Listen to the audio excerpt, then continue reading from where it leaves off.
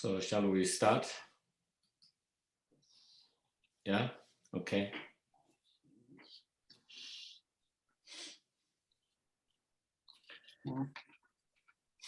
So before we recite the opening prayers, few moments we try to watch our breath mindfully for a few moments to quiet and calm our mind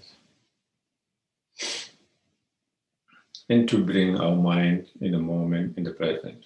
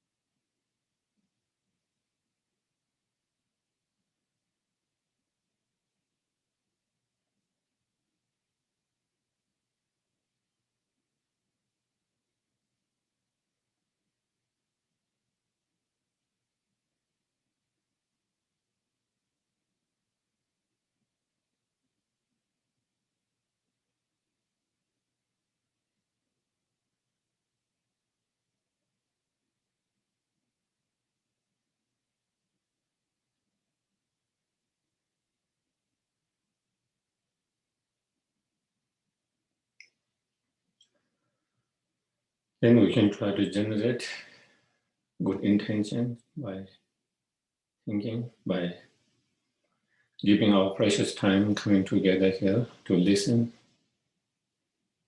to engage in discussions, reflecting, contemplations. May all of this become cause and conditions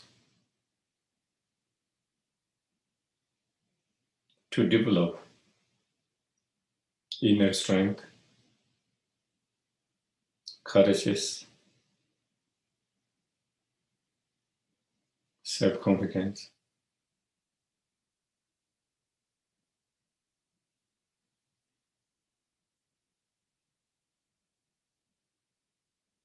so that we can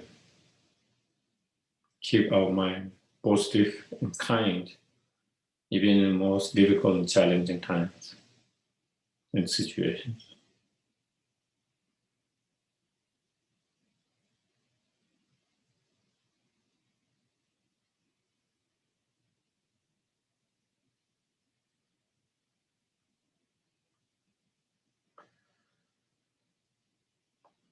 And may it be cause and conditions to cultivate and generate inner qualities such as patience, loving kindness, compassion,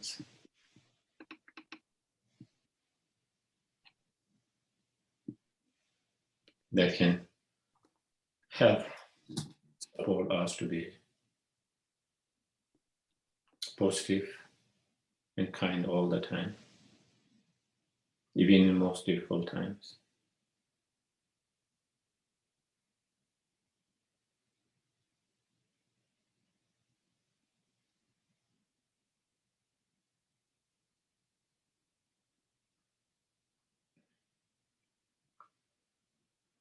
And may it be causing conditions to attain our own highest potential, the fully awakened state,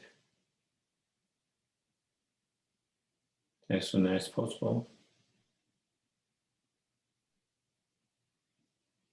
so we can be greatest help and benefit to each and every sentient being, effortlessly,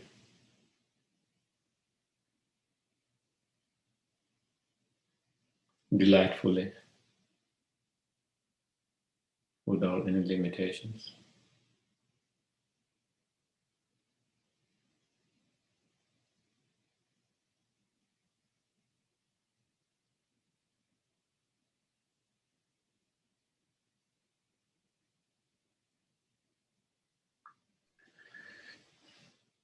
Okay, so then we can do the,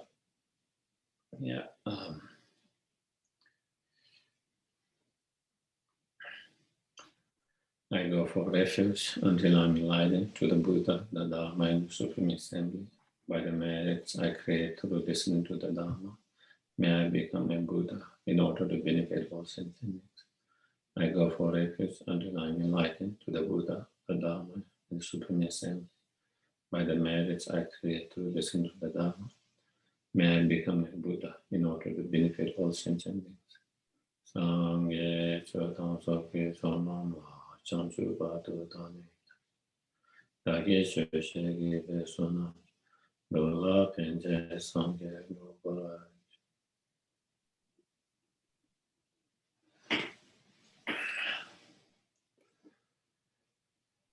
So, welcome everyone again.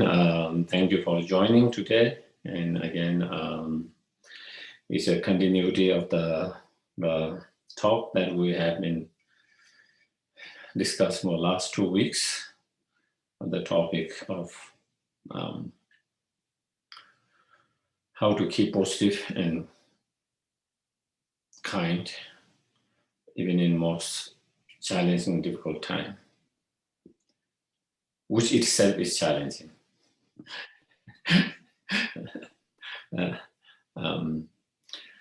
So we talk about that by applying different way of contemplating, analyzing, meditating. We talk about how we can try to be positive and still be kind, even in those challenging and difficult times, by trying to find something positive in those situations. Not just only focusing on the negative side, but also trying to look for something positive and then focus on that positive side. That can help us be uplifting instead of being kind of down and depressing. And also we also talk about looking at the situation from the point of view of impermanent, that things comes, goes, change, is not going to permanent, even though we might feel like at that in that when you're in the middle of that situation, it feels like it's never going to change, or it feels like it's going to get worse and worse. But again, that is not the case, So being aware, no matter how strongly we feel that moment, it feels so bad that it feels like it is never going to end, or it is going to get even worse and worse. But instead thinking, that impermanent nature, everything changes. This will also pass, and things will change and things will improve, So from impermanent point of view, and also we talk a little bit about, when we feel hopeless by ourselves. When you feel hopeless, anyone can do for any of us. Sometimes we feel like no one can help me, as a human beings. No human being can able to fix my problem. No human being can, not only I can fix my problem, but no human being will be able to fix my problems. And or the situation, or the challenge, whatever obstacles, but also having the trust and belief and faith in the Buddhas that they are always there to support, to help, to guide. So feeling there is something always behind you, you are not alone by yourself, trying to fight with this whatever difficulties, challenge, and obstacles that we might be facing. Always feeling there's always support behind you. Someone like Buddhas, our gurus, Buddhas. And so that will again feel like that you are. So when you feel like there's a strong support behind you, then you feel, it gives you more kind of courage and strength, and that can make you again, more positive and more hopeful. So those are some of the different point of view that we can kind of contemplate and think to keep our mind more positive and try to be kind. Another point of view that we can kind of try to, another meditation, another point of view, contemplation, reflection we can do to encounter such when we feel low, negative, frustrations, anger, hatred, because of those difficult challenges, because of those difficult situations, circumstances, because of those challenges and pain and sufferings. Another practice that has been, very helpful for many practitioners is looking at the situation from the point of view of karma and accepting it.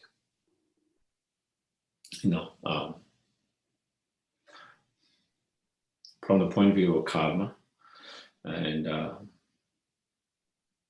again,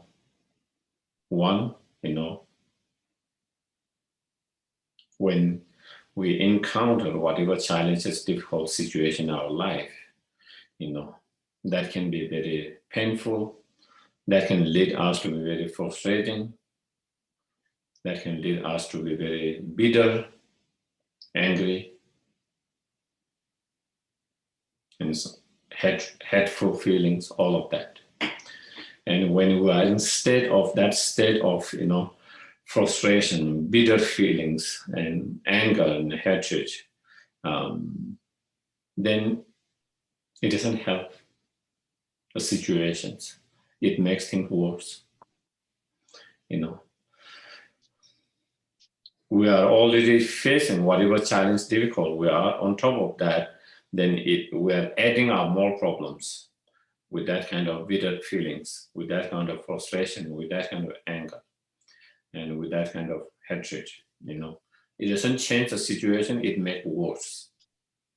You are putting yourself in more suffering, more pain, by doing that, by allowing to those negative emotions to arise and to keep them, to hold on them, basically. So, but instead, if we think, I can't blame everything what is happening to me or around me or the situations, even though it's very painful situation, it's a very difficult, challenging circumstances, whatever that experience, I can't blame all of that to someone. There's contribution of my karma as well there. My karma is involved there. That attract the other energy to contribute and to create that situation or experience. Our karmic magnet fools someone or something to involve in in certain situation or something that create that kind of problem, suffering and pain. So therefore, we can fully, and when we started to accept, there's our karma playing a huge role in that, involvement in that, for that experience, that situations. You don't fully blame the other persons for that. And when you don't fully blame on other persons, then we don't become so much bitter and angry with that persons. And if you don't become so bitter and angry with that persons, then you don't have to suffer so much due to that anger and bitter feeling towards that, ill will feeling, hatred feelings, all of those. Neither we have to suffer because of those negative feelings. Also, we don't have to create more negative karma because of those feelings. Neither we have to act something harmful act because of those feelings, negative feelings, and thereby hurt other persons. And then again, it makes more problems. When other persons are hurt, then again, they will try to hurt you back and forth. And so with that understanding, we try to reduce the level of the anger, ill will feeling, hatred, whatever we're feeling towards someone, because we fully blame them for that experience situations. Now, through this practice of looking from the point of view of karma and accepting that responsibility, we stop blaming everything there. We take some responsibility in that.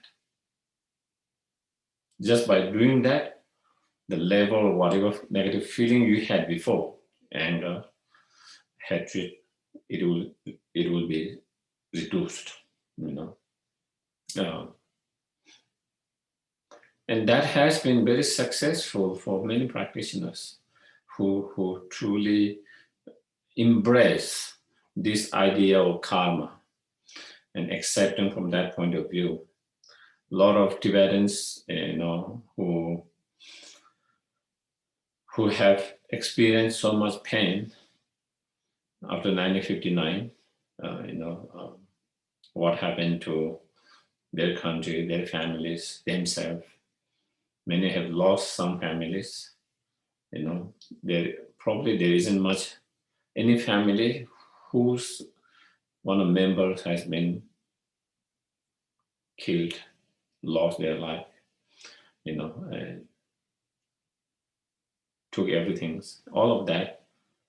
But many of them, they didn't have same level of bitter and anger and hatred the way normal, ordinary people will feel. And many of them, they will say, it must be our karma. We must have done something to them in the past that they did that to us this. Not everyone think that way. Not every Tibetan is a good practitioner and successful practitioner. That is for sure. But there are many of them. There are many of them who has been able to practice and who have been able to fully understood this concept and fully embrace this concept, and who really stand to that. And because of that, they don't have so much anger. They don't have so much anger. Of course, they feel sad and all of that, but they were not kind of consumed by the anger and the hatred and all of that. And instead move forward their life and continue to be positive, cheerful, happy. And one of the things for many of them is that, when you have talked with them, when you discuss with them, many of those senior lamas or even non-lamas, lay practitioners, many of them will say, they will accept to some extent, they will say, we must have done something in the past to them, for them to act this way and for us to go through this experience. That acceptance has helped them to not be so bitter and angry. That's the key. When you are becoming bitter and angry and hateful, of course you can't be kind. Being kind and compassionate and being angry cannot be same. It is opposite. You can't be compassionate and kind to someone while you are having anger and hateful feelings and all this negative evil feeling for that person. It's not possible. So, and when you are angry, your mind becomes more negative. Absolutely. When you are angry, your mind becomes very negative. On the other hand, if you can keep more calm mind, peaceful mind, compassion mind, we can be more positive and less negative. And so that is, again, one of the things that a practitioner can apply if they truly embrace, totally embrace that. It can be very, very helpful and beneficial.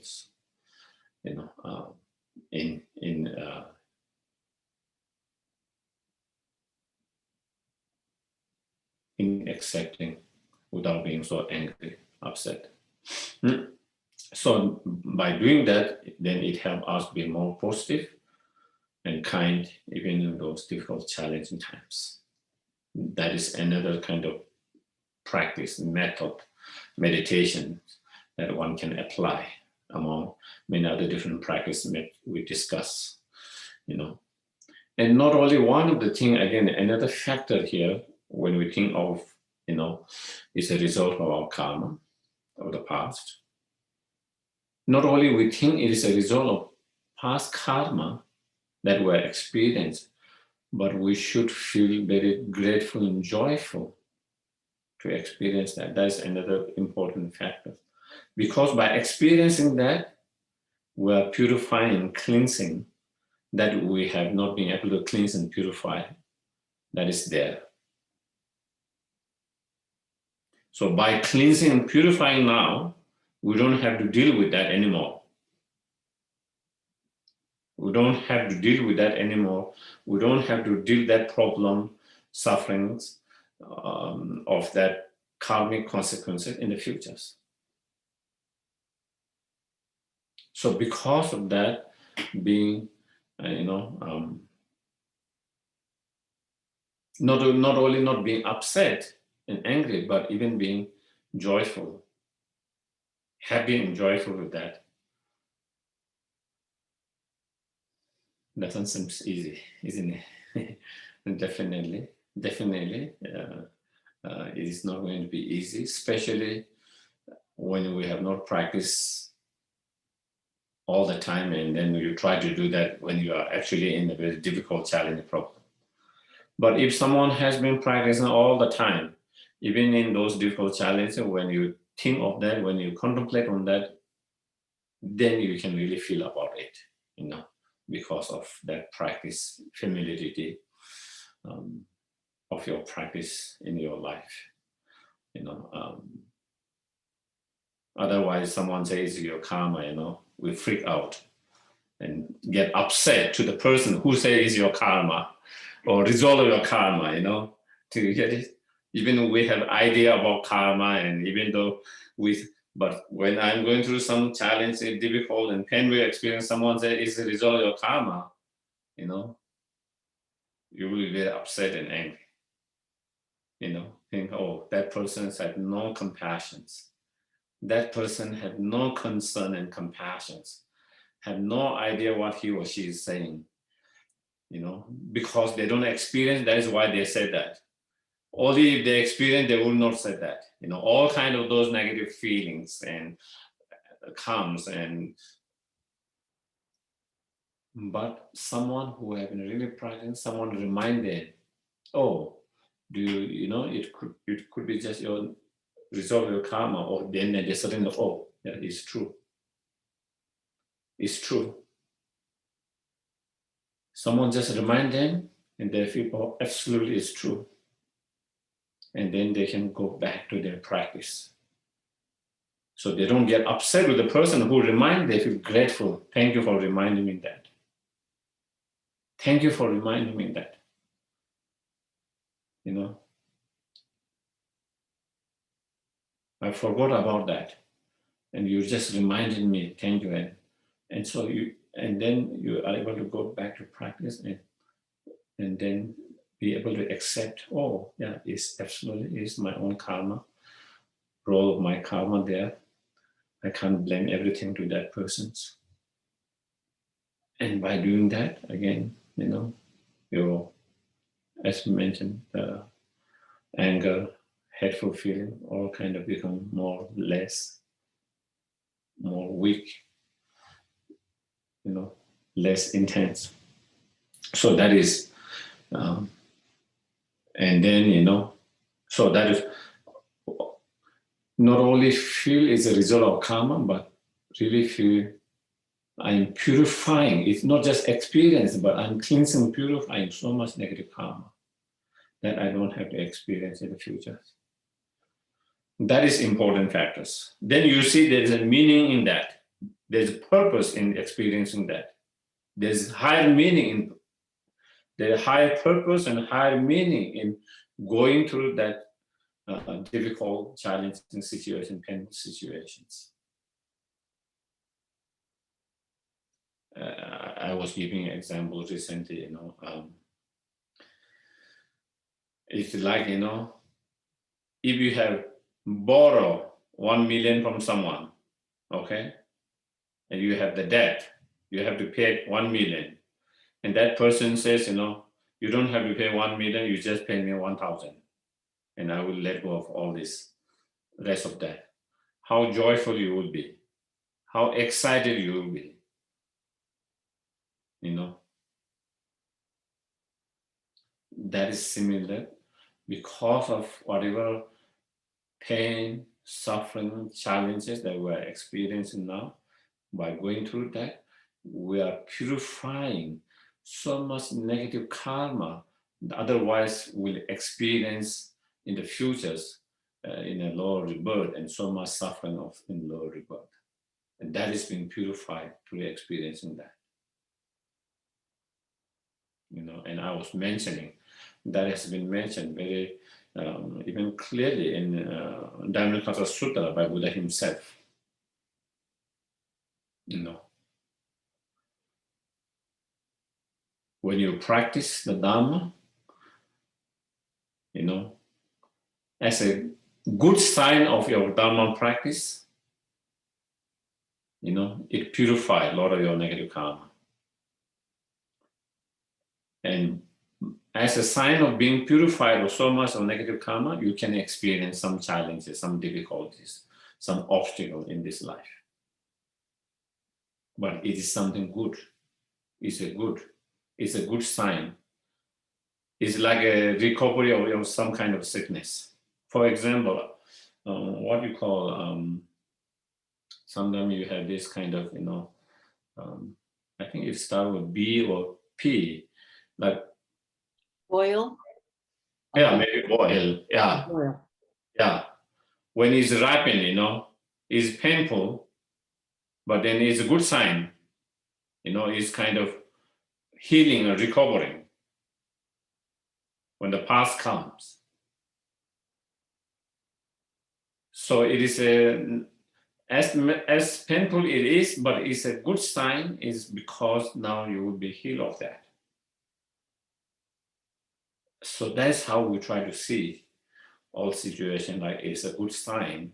It's a sign of being purified. It's a sign that my practice of Dharma is working. My practice of Dharma is having a positive impact because now it's purifying so much of negative karma that I'm experiencing, whatever small challenge or difficulty that I'm going through.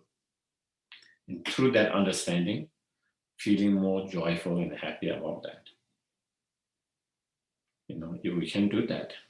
But definitely, it is something that many practitioners has been successful in doing that, and we all have the potential if we put into the practice.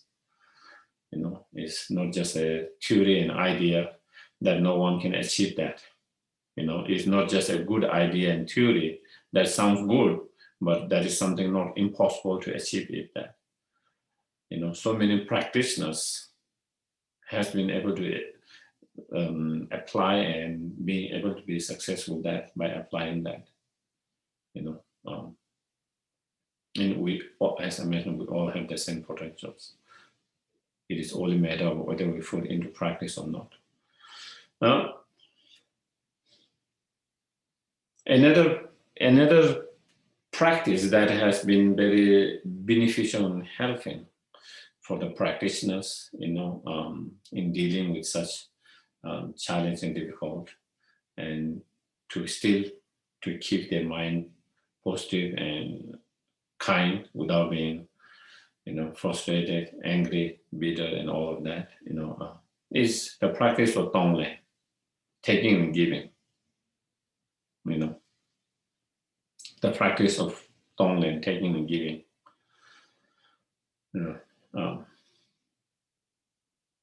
And Tonglen practice can have many different levels. Very simple, on very simple level, and more kind of little bit more advanced and more, maybe more advanced and more kind of profound level. On very simple level is that, when we are experiencing whatever challenges, suffering, pain, difficulties, obstacles in our life, being aware that I'm not only one who is going through that kind of challenges, difficulties, pain, and suffering. There are so many beings in the world, that who are experiencing similar problems, similar challenges, similar pain, suffering. Some of them actually experience even more pain, even more sufferings, even more bigger obstacles, bigger challenges. So your experience helping you be aware of that, okay? Utilizing your situation, your feeling, to be opening your eye, to be aware of others' suffering and pain. And then, when we do the simple way of Tonglen, then we can think, by me experiencing this, whatever suffering, pain, problem, challenges, obstacle, may no one have to be experienced that. May I be able to experience on behalf of them, so that they don't have to experience.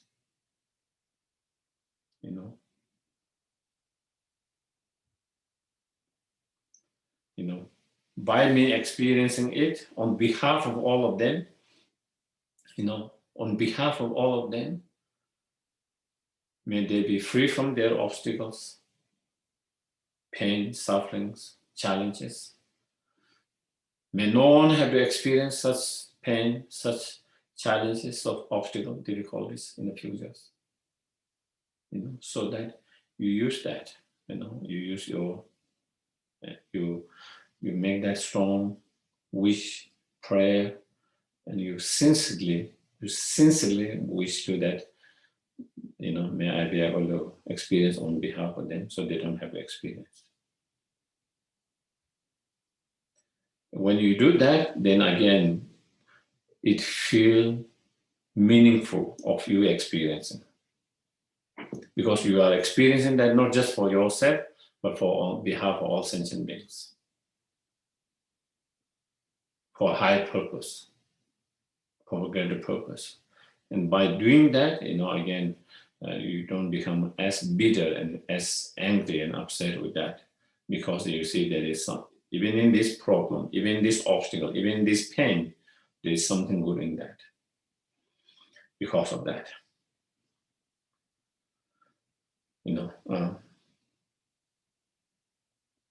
And then if you go a little bit, if one feel more confidence, more courage, then while you are experiencing, you can imagine and think, and develop a strong courage to take on others' suffering and problem and pain on yourself. Not only on what you are experiencing, on top of that, you are willing to take on all other sufferings, all other pains, all other obstacles and challenges, and then you imagine and visualize taking on them on yourself, all the suffering, all the pain, and including their cause. Of course, it requires courage,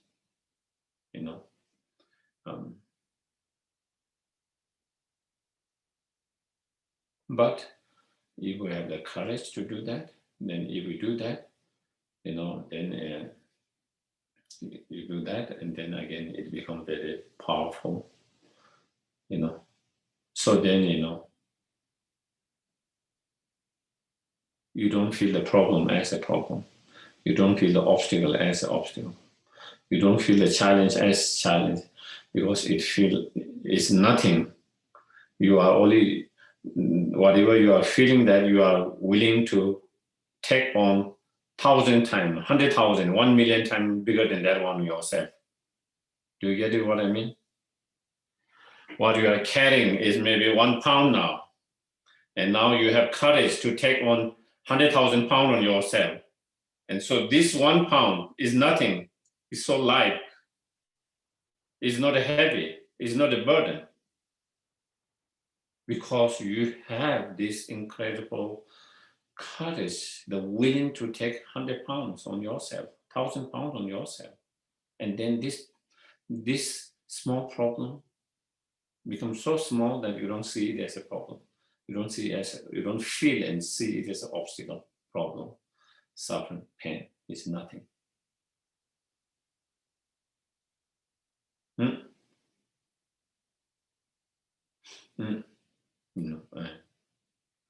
And if you don't see its problem as a problem, if you don't see obstacle as an obstacle, problem as a problem, suffering as a suffering, pain as a pain, challenge as challenge, difficult as difficult, then there's no need to be frustrated about that. There's no need to be bitter about it. There's no need to be upset and angry about that. For us, it becomes frustration, bitter, and lead to anger, because we see it as a problem. We see it as something unwanted, which is problem, obstacles, pain, challenges. So through that kind of practice of Tonglen, you kind of change that kind of attitude. And if we have been practicing, if someone should practice that every day, and most time in your life, when actually something that happens, some obstacle, challenges, suffering manifest in your life, when you face them, you might feel very joyful, happy about that, instead of feeling so upset and angry about that.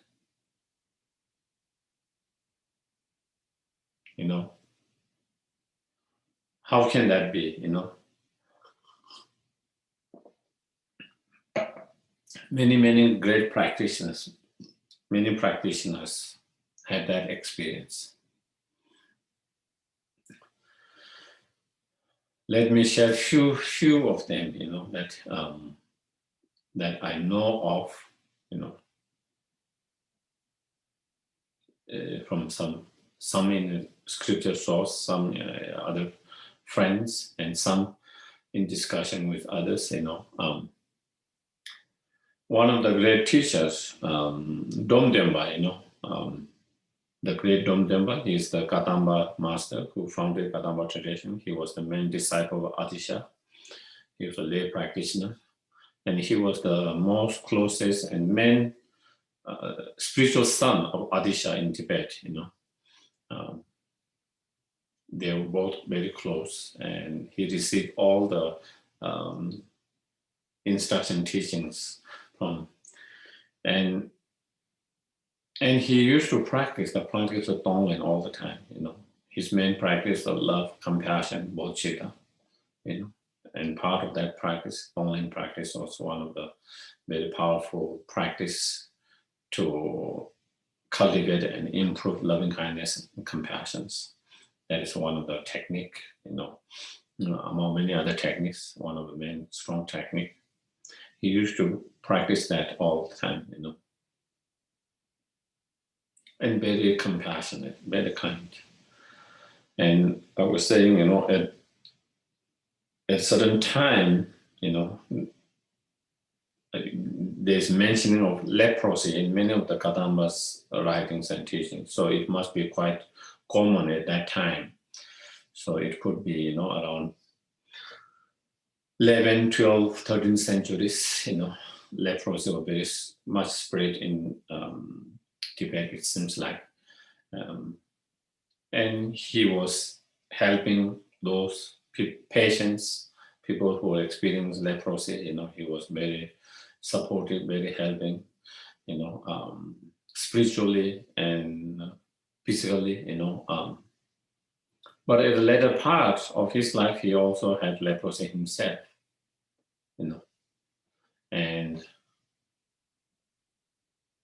but he wasn't bitter about that.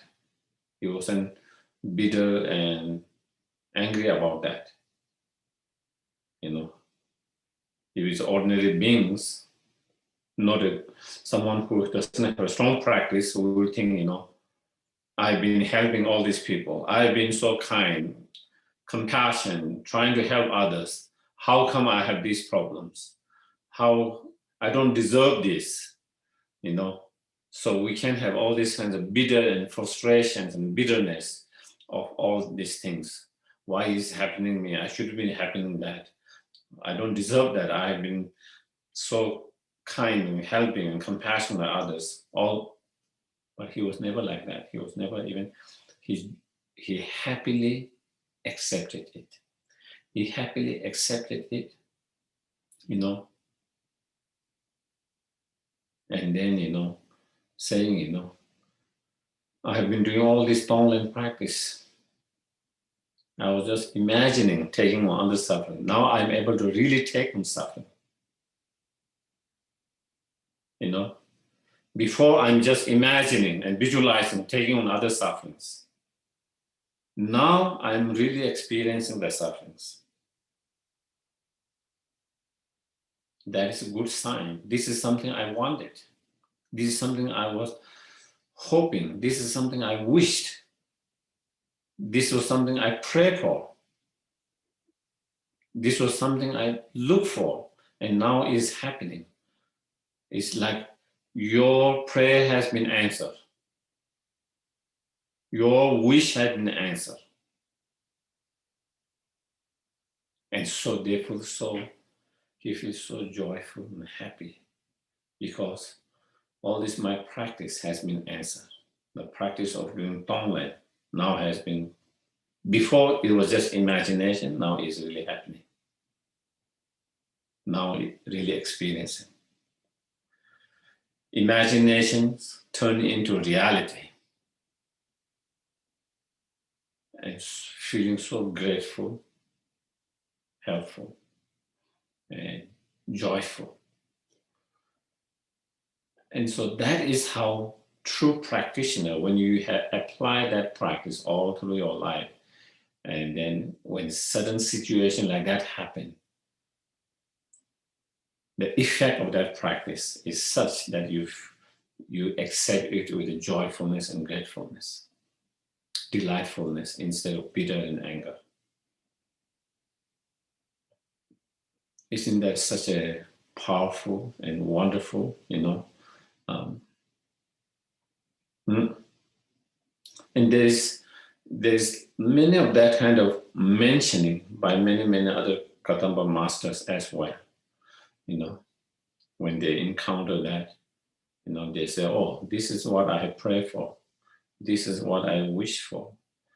this is what something I have been practicing, and now is it actually happening?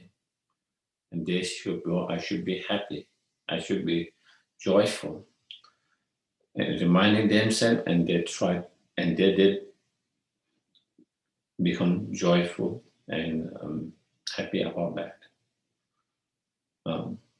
So that is the effect of that practice. When we apply and practice every day of that, the result of that practice with the time can be such, another example that I can show, there is one teacher, in Kopan, Yeshe Lama Kunchok.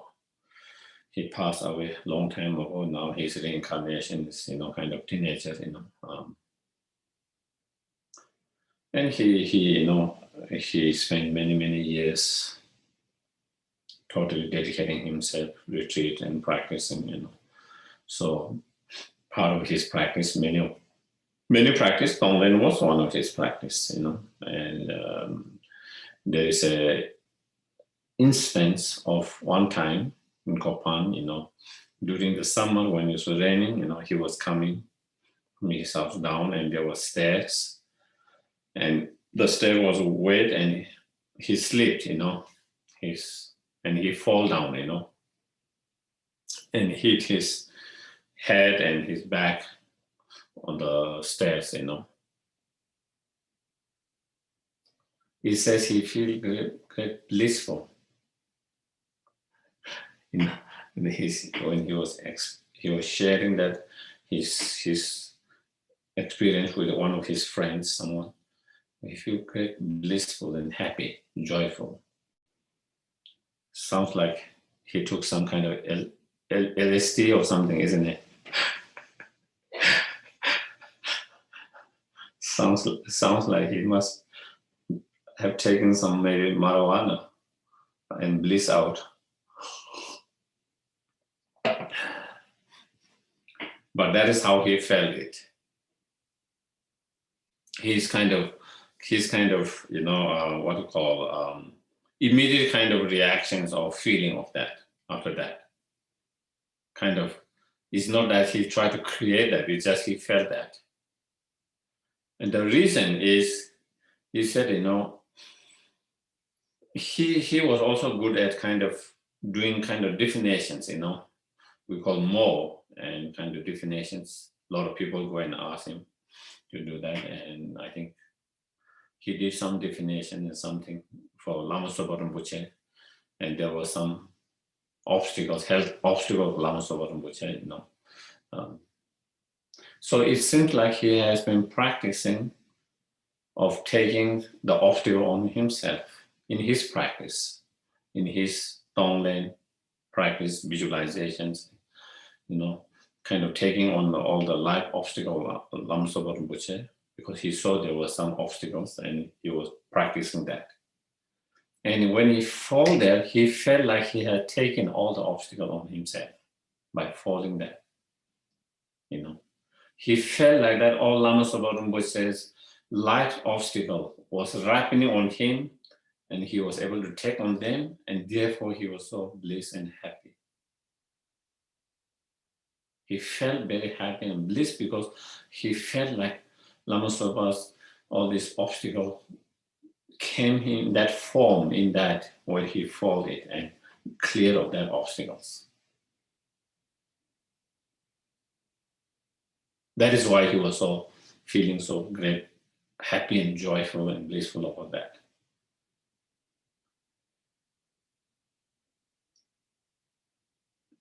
Did he really take?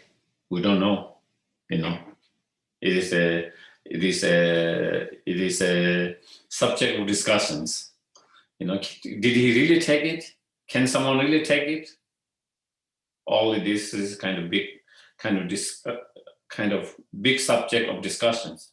Regardless whether he took it, he was able to take it or not, that doesn't matter. But in his mind, through that practice, he felt he was taking, and that changed his reaction, emotional, mental reaction to it. Instead of feeling so upset and angry, he feels joyful about that. you know. For us, we will be very upset, either upset with ourselves, not paying attention, not being mindful, or we can be upset with someone because someone didn't put a sign there, says he's awake. You know, because there was no sign, or because the step was not built well, you know. You know, and so either we can be upset with someone, angry with someone, or we can be upset with ourselves. But that didn't happen to him. Neither he was upset with him, neither he was upset with anyone, but he felt meaningful and joyful. Meaningful, and that led him to joyfulness because he saw that as a meaningful, because he saw that of taking someone's obstacle on himself. Something he wanted to do, he wished to do, you know.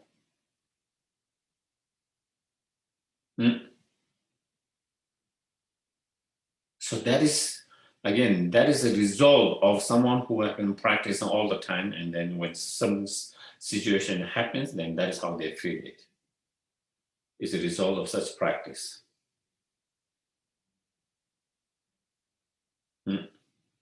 And that also I've heard from so many, other monks. I'm sure they are also lay practitioners as well, because our discussions are more among monks, because I live in more kind of the society in the monk. Of course, as I said, Dom Demba wasn't a monk; he was a lay practitioner. But many teachers and lamas, when they had a sudden sickness, whether it's a whatever, some of them cancer, some of them different illness, different chronic illness. And again, many of them felt joyful because they felt they were taking on, and they were practicing that because, again, every year they check for His Holiness Dalai Lama, whether there is anything obstacles or not this year, and they do certain practice, recommended practice for the Tibetan to do, to overcome the obstacles. That is kind of general kind of how they do the Tibetan government. Government usually they take the responsibility of that. Every year they will check with certain, practitioner and lamas and certain oral, oracles and like that, and to see whether there is any obstacle this year and this, and then if there's obstacles, what kind of practice to clear that the Tibetan can do, and all of that. And so, there are certain years where they say there is obstacles, there are certain obstacles. And so, and in those times, a lot of people would really, truly, they will willing to take all this obstacle on themselves instead of that manifesting or ripening His holiness for his life. And so there are a lot of practitioners who do those kind of practice, trying to take on His holiness obstacles. Whether they can take or not, again, as I mentioned, is a big subject of matter, but in their practice, they do the kind of taking on all the obstacle on themselves. Not only yearly, some of them whole their life, they do that kind of practice, And then when they encounter such as kind of cancer or some other chronic disease, they feel like they have taken on their obstacles now on them. Whether that is the real case or not doesn't matter, but that's how they felt. This is some practice they have been visualizing, something they wished, something they have been praying, something they have been wanting in their practice, imagining all of that, and now they feel that it's really happening. It's really happening. And they feel so joyful and happy. Not everyone feel that way, again, to be, not every practitioner is successful practitioners. But those who are successful practitioners, who have really been success in this practice and they really feel that way. They really feel that way. you know. And so, isn't that wonderful to feel that way? Whether really, it doesn't matter whether they really took his obstacle or not, it doesn't matter. But to be that state of mind when you are being facing this life-threatening, horrible illness or other obstacles, pain and suffering, instead of feeling so bitter and angry and all of that, to feel joyful and happy because you feel it's meaningful, because you are experiencing on behalf of someone, because by you experiencing, you are taking their obstacles they don't have to experience. And because of that, you see there is a meaning in going through that, there is a purpose in going through that, there is a worthwhile in experiencing that, and therefore, instead of bitter anger, therefore calm, peaceful, joyful, happy.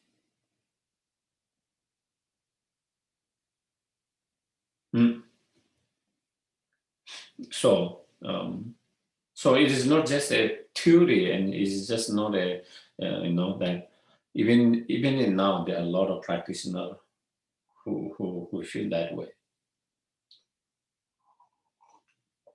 and so that practice has helped them to be really keep their mind very positive and kind, even in most challenging, most difficult um, situations.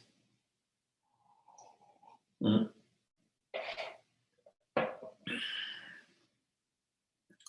Again, I think some of you know Lama Sopa Rinpoche, and his approach is the same. Even though he didn't mention about, whether he was doing Tonglen practice or not, whether he was feeling taking his wholeness or his teachers, gurus, obstacle on him or not. He hasn't really specifically mentioned of anything of like that. But when he had a stroke, he was never bitter about that. He was not upset, angry, bitter about that. Instead, he was as cheerful as it was before. He is as kind as he was before. His devotions to the Dharma has not decreased because of that. All of that, and to keep, he still has those challenges, still he hasn't been able to recover fully. But even when he first had, I always mention there is a video clip someone took when he was first having that and in the hospital, and when he noticed that his half side has been paralyzed, the right side whole been paralyzed. And you can see him trying to move his hand and not being able to move it. He's laughing and laughing and laughing. So funny. That is his approach. That is his approach on that. Imagine you are in a state where there is a possibility of you the rest of your life being paralyzed. If we, as an ordinary being, how much fear we will have. How much worry, anxiety, fear, and all kind of other feelings, negative feelings. But absolutely laughing, absolutely being funny about that. That is instant kind of reactions to that.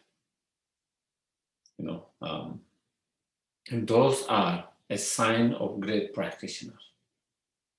How you can handle even the most challenging, difficult situation when you face manifesting that you can face with such a laughter, joy, happy.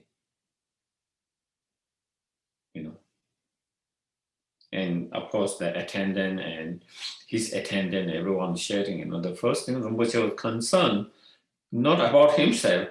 He was concerned and doing prayer for all the patients in the hospital. That was his concern. That is what he wanted to do, and that is what he was doing. He kept on doing practice, not for him, but for all the patients that was in the hospital. For us, we will be self-consumed when in that situation, forget about others' problem and suffering. We will be so self-consumed and think, oh, what is going to happen to me? Or, may I be able to recover from that? Can I be paralyzed all my life? All of this, all consumed by all these thoughts about ourselves, our own well-being, our own health, and all of that. Instead, he's so concerned with others. Such the effect of the true practitioners.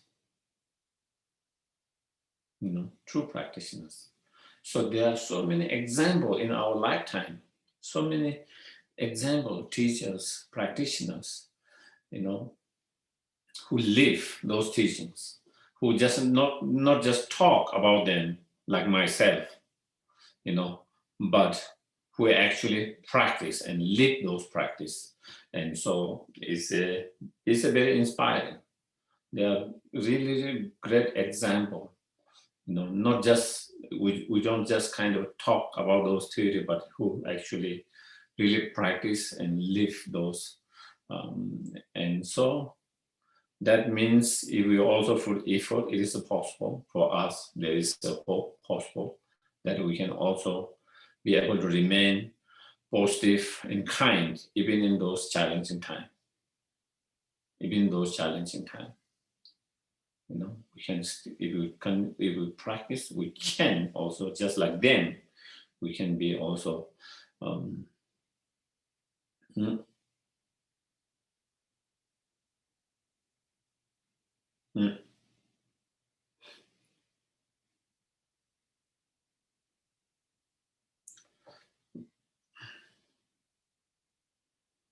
And also, His Holiness also shared a story about,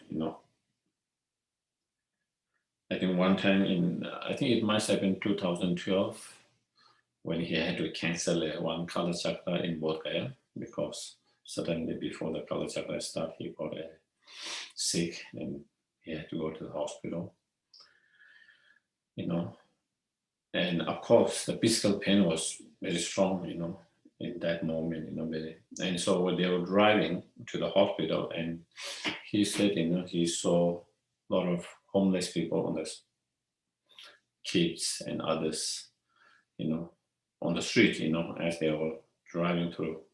So His Holiness, couldn't stop thinking about them, of their pain, their sufferings, their well-beings.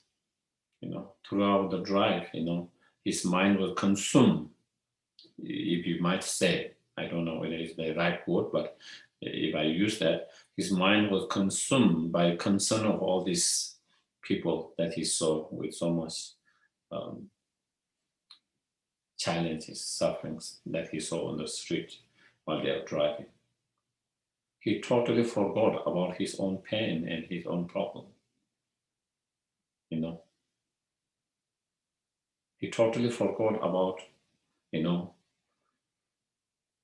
pain and all the problems, the physical problems, the pain that was there while he was there, because his mind was totally consumed by that. And again, that's our practice, is a result of practice. When you are faced with that some challenges and problem and pain, it kind of open your mind to be concerned with others' suffering and pain, to be more kind, more compassionate, instead of being bitter and angry and upset. For normal people, they will be self-consumed, and then ordinary people, they will be self-consumed, of their own problem, their own sufferings, and then bitter and angry, all of that. But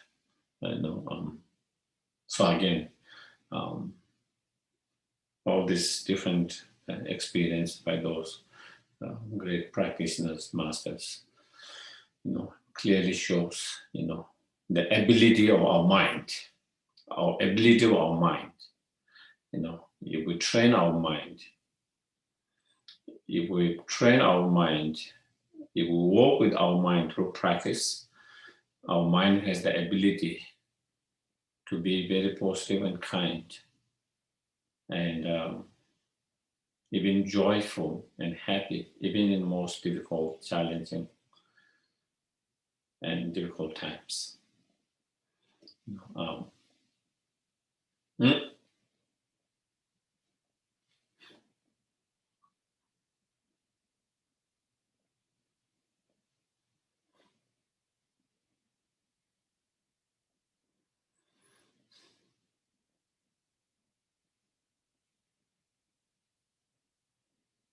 Another,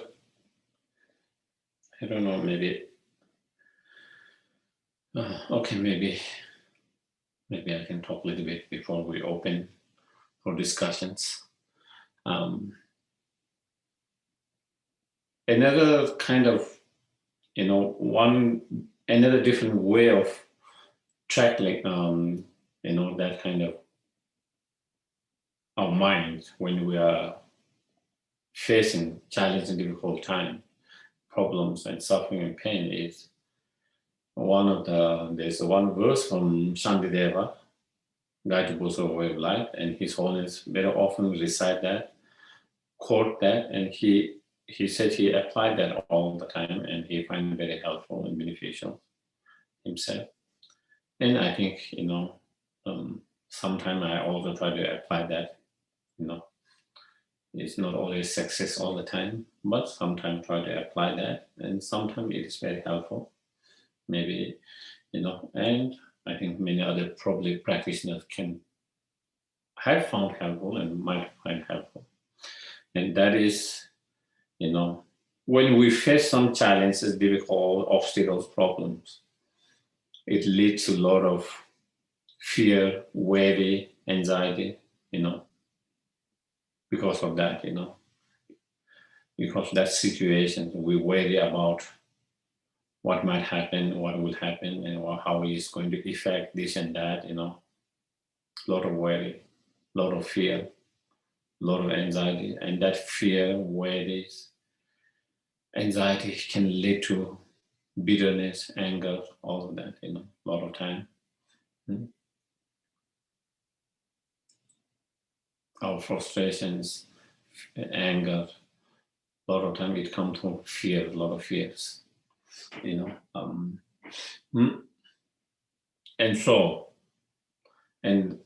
so that is into that, in relation to that, Shantideva said, if there is a solution to the whatever problem, obstacles, pain, why worry about that? If there is a solution to the problem, why worry about that? Because there is a solution, it can be fixed. Why allow our mind to be too worried and fearful and anxiety, all of that? Because there is a solution and you can find a solution and that can be fixed. On the other hand, when you analyze and if you feel there is no solution to that, it cannot be fixed, whatever obstacles, problem, pain, why worry about it and why waste your energies by allowing your mind to be very fearful, anxiety, because there's nothing you can do about it. So by contemplating and by analyzing and by thinking that way can be very helpful, not to be overly worried, not to be overly fearful, not to be overly, anxiety about that. Because when we allow our minds to be too much worried, panic, and anxiety and fearful, not only our mind is not peaceful and calm because of those feelings, it gives rise to frustration and anger.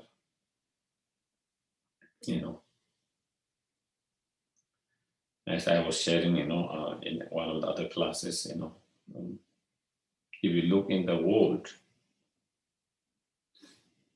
those,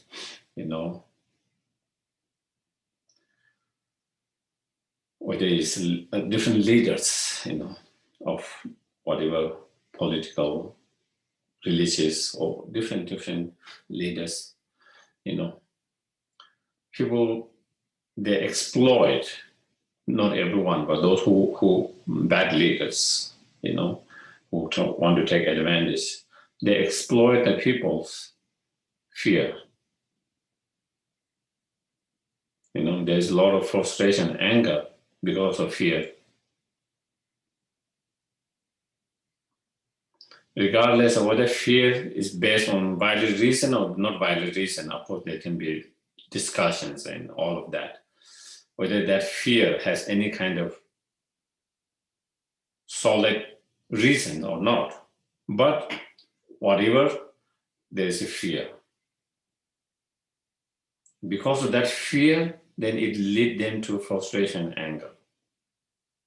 And then some people take advantage of that, and then exploit them for their personal gains. And so that then one becomes more vulnerable because of that. Vulnerable to be exploited by others when you have so much frustration and anger. And if you look where the frustration and anger come, because there is a lot of fear.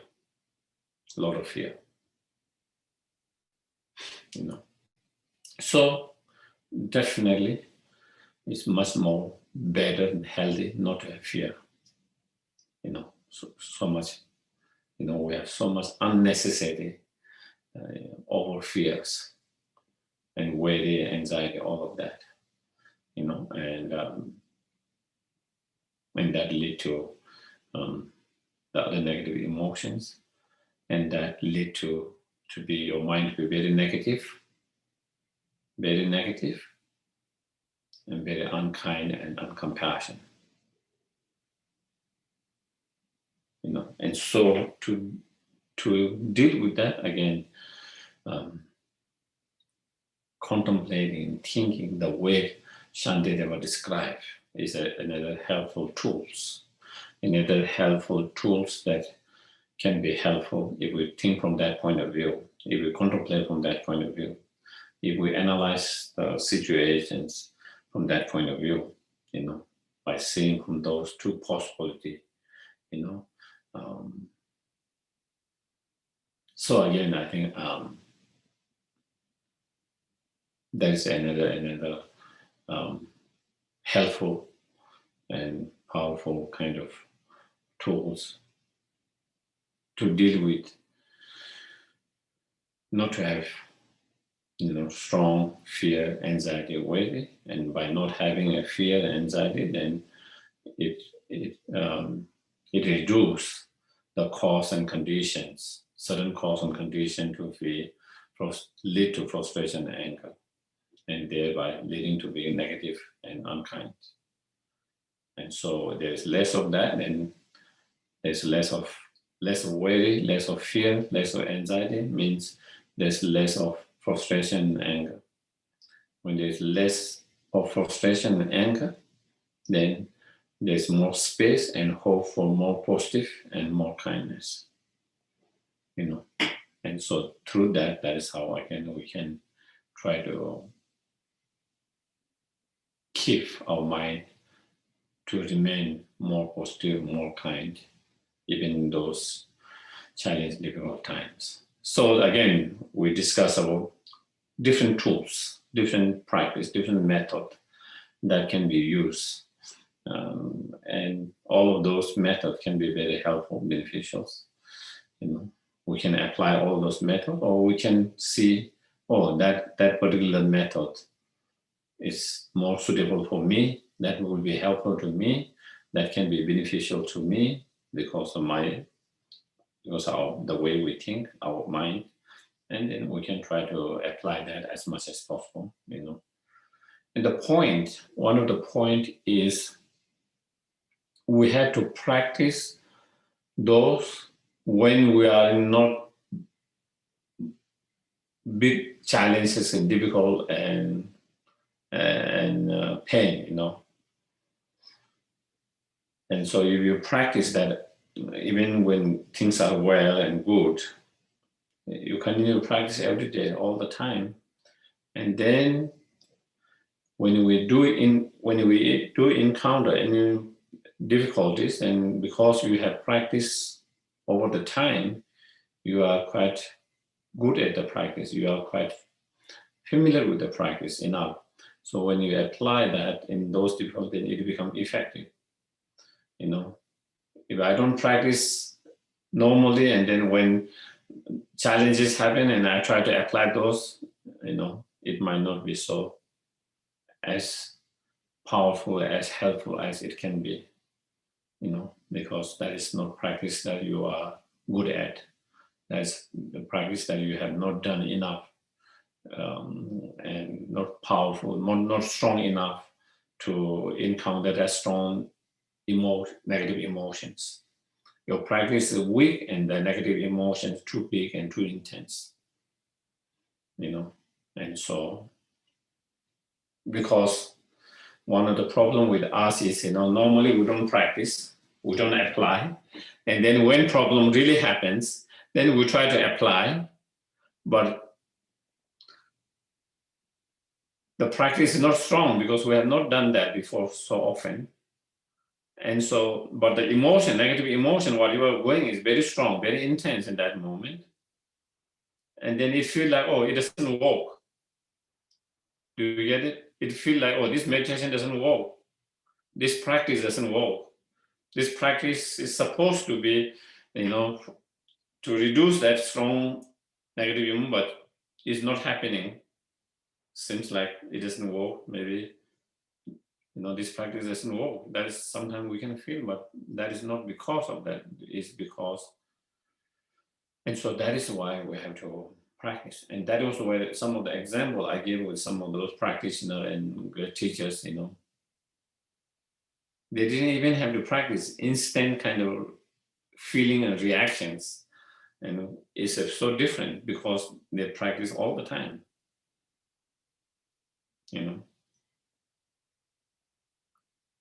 so yeah, so that is, so we still have maybe, maybe 10, 12 minutes.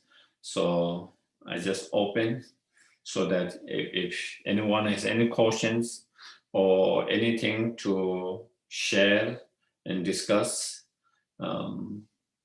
maybe with your own experience or your own observations or your own impressions with others, and so that can be helpful. Yeah, please. I think I saw Marga. You have something? Yes.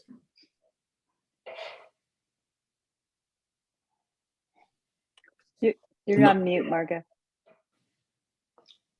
Yeah, you were talking about Geshe Konchog. So isn't it correct that there was a documentary made about the search for his reincarnation? I think it's on Netflix. It's called Unmistaken Child. And what I thought was interesting related to your talk was the devotion of Lama Konchog's student when he was looking for the reincarnation, and he found the little boy, and the parents of the boy, they were kind of sad to let their child go, but they were also happy that their child could go to the monastery because he would be of benefit to others, And I thought that was a very wonderful documentary about a wonderful teacher, because they looked at Lama Konchog's life a little bit in the beginning, and he was just an amazing person, wasn't he? Yes, absolutely. It's called Unmistaken Child. Child, that's right. That's right. The title of the movie is called Unmistaken Child. and it's very, very well made and very nice. Yeah, definitely. Yeah. Yeah, so that was about Lama Kunjok and searching for his reincarnation. Yeah.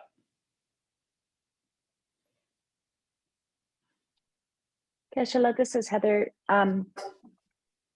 This was is very helpful when you're using the example of, if you imagine taking on the suffering of everyone as a weight, then you realize your suffering is only 1 pound. If you're taking on everyone's suffering, it's 1,000,000 pounds. Then you realize your piece is just not so heavy. That really helped me, because I think what I tend to do is I do want to help other people with their suffering. And I think I tend to try to solve their suffering. So if it's someone I know that's having a relationship problem, I try to help them solve their problem or solve their money problem. And what you're describing is more of a method to work with my mind first, right? So that I can have a stronger, more stable mind and not be so vulnerable to getting angry and frustrated. And that's a big shift for me in this talk tonight, that I don't have to jump immediately to an action of helping. It could just be to strengthen my own mind is a way to ultimately be helpful to others too. Is that right? Yes, I think, of course, we'll try to help in action as much as we can. At the same time, it's very important to work with our minds equally, if not more, to strengthen our mind. Because if we don't strengthen our mind, if our compassion's kindness is not strong enough, that could change to frustrations and anger and bitterness and resentful, all of that. At the very beginning, you wanted to help, you help. But then things doesn't go the way you want, or things doesn't go some way, and then you started to feel frustrated, angry, and sometimes bitter, and sometimes resentful, all of that emotions. So from compassion and kindness turn into a resentful and anger and bitterness. We don't want to be in that state. We don't want to be. So because we have not developed our mind strong enough, our compassion hasn't been developed strong enough. And so that's why it kind of changed into that kind of mind. But if we have built up very strong mind of love, compassion, or very strong courage, confidence, then it will not change into a frustration and bitter and anger and resentful and all of that. Yeah.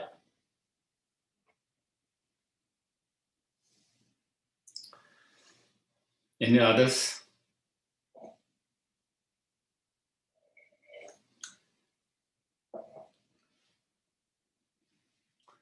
Anyone to?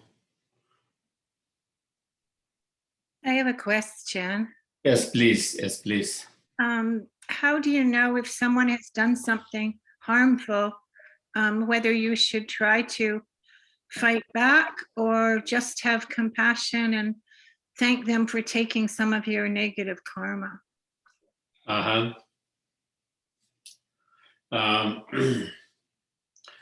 think, first of all, we have to work with our mind, okay? From our mind, we take the responsibility of our karma and thanking them from our heart,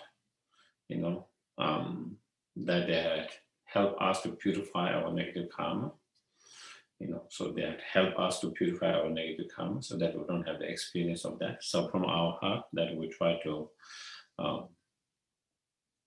not feel upset, angry, that.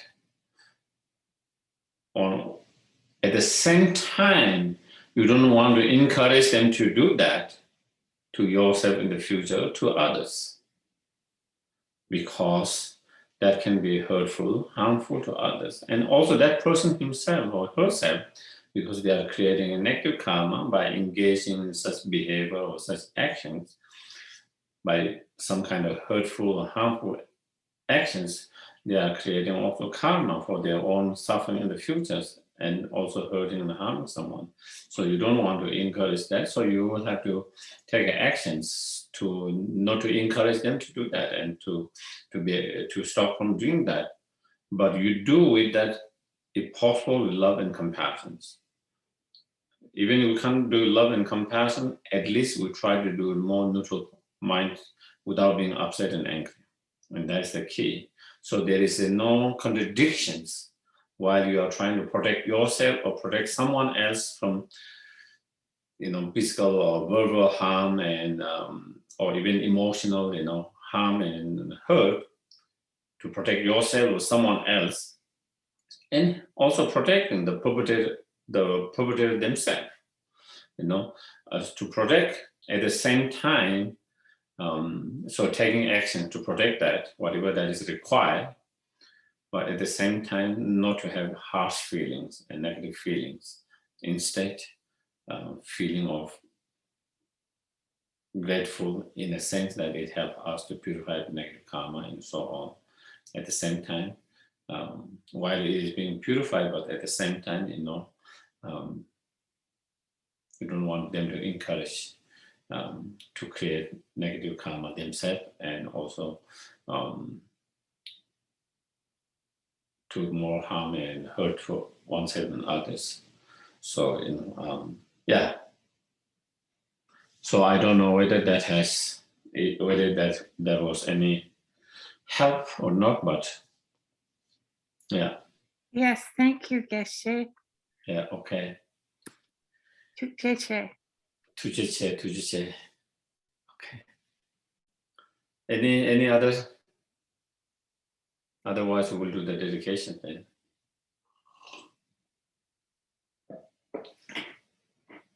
So,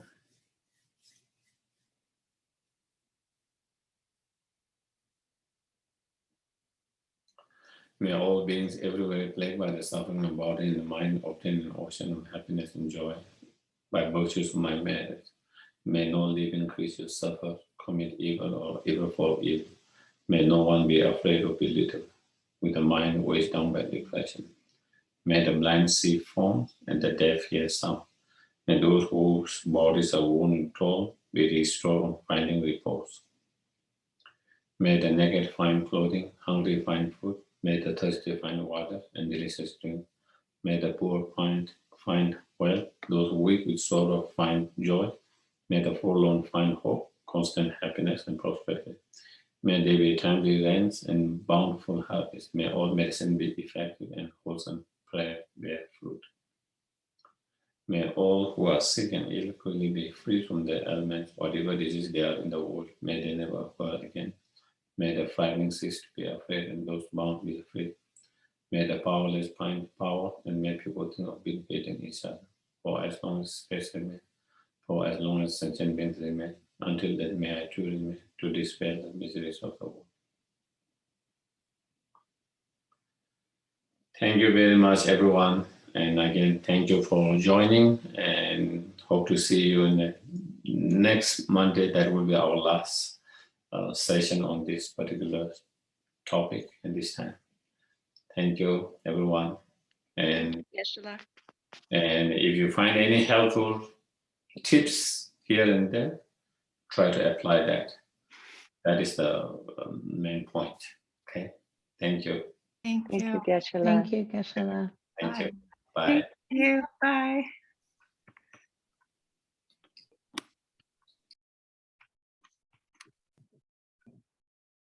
All right. Hi, Dana. Hey, how are you? Good. How are you doing? Good. Thanks for hosting. Yeah. How have you been? Yes, I've been good. Yeah. Yeah. How about you? Pretty good. Pretty good. Lots of Excellent. life in the last 2 years. Yeah. Yeah. Yes. Where do you live? Where do you live? Like I-25 in Alameda-ish.